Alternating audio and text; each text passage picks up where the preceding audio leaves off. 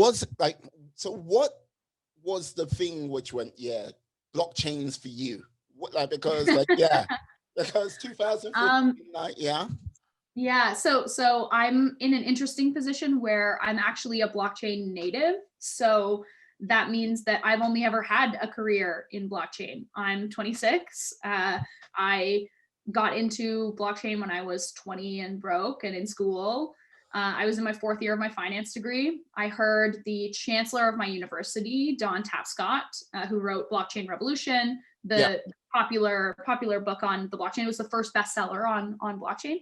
He was writing Blockchain Revolution at the time, and he gave a speech and he used the word Bitcoin and started talking about this global distributed ledger in his speech. And I was like, I know what Bitcoin is for a very different reason, but we get into that another time. I already knew what Bitcoin was, and I was like, I know what that is. I have to work for this guy. And I was in my 4th year of my degree, and I was like, I need to talk to him. And so I happened to be working for the university at the time. And I, showed up at work at 7 o'clock in the morning on a day that I knew he was going to be there.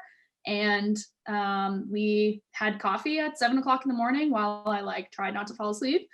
And I guess I guess the rest is history. I became his publicist for Blockchain Revolution. I worked on some PR and marketing for it, did a big book tour. We came to London actually. There was I planned a book tour in 11, or it was an 11 city tour, and I hadn't been to 9 of the cities. So it was a whirlwind. And then I still graduated on time because I basically didn't go to my whole last semester of school. And then the rest is history. We, Don and his son Alex founded the Blockchain Research Institute after that, which was a big multi-million-dollar study. We raised $5 million in public and private memberships from big companies and governments around the world to explore basically these 70 projects of what the blockchain would mean for every single industry, financial services, governance, government, all kinds of things. And media and big data was the biggest gap in the research. And I was like, and that's how I met my co-founder as well. He was a researcher at the Research Institute. Yep.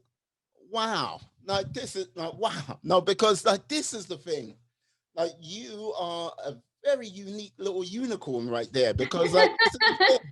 Okay, now, you find or have the opportunity to have a conversation with someone like the thing what I can think of just off the top of my head. Basically, I was just there when the internet became a thing. I was there on the first wave. You don't meet those people because one, they've already got private islands and everything like this, jets, whatever. Yeah. But how was that feeling to go into a new realm of technology? Well, so it doesn't really feel like that when you're in it. It feels like you're kind of that crazy person at the back of the room where you're this weird little club who no one wants to hang out with, but everyone thinks is kind of interesting. They want to know just enough. It's like, I want to know, but please stay over there. Yeah.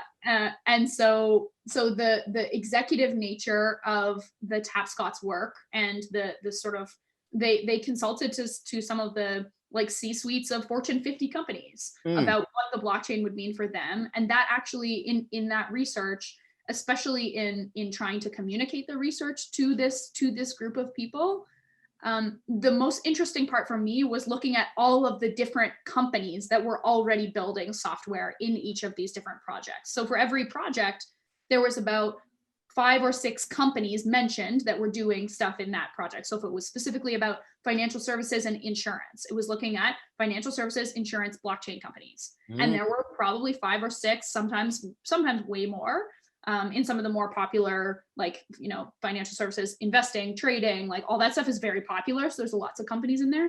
But the biggest thing that these big companies wanted to know was who was coming for their lunch, or who was at least coming for their side salad. So exploring that led me to connect with a lot of these different startup founders who were just like me. And that is what led me to say, I can't write about stuff anymore. I need to go build something. And that's StreamEd was how Michael and I met. We created StreamEd, and the rest is history, I guess. Yeah. Like this is the thing. I can imagine, like, yes, a number of companies have been caught napping at the wheel, especially with like, just Just a like, few. Just yeah, a few. just But for like, them, blockchain is still all hype, or it's all Bitcoin. mm, And for a financial services company, it's okay if blockchain is all Bitcoin, because Bitcoin's a pretty good investment right now. The CIO or something, some top C-suite person at BlackRock said this week that they thought Bitcoin eventually will replace gold. Well, gold has like a multiple $1 trillion market cap. So like if that's the store of value that we're going with, then like that's pretty nuts. yeah, So we're still in the stone ages of Bitcoin. yeah. We're not anywhere really yet.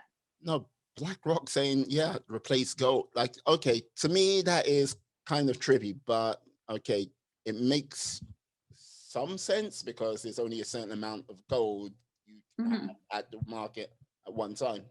21 million, you said, of Bitcoin earlier, Of was that Bitcoin, right? yeah. Yeah.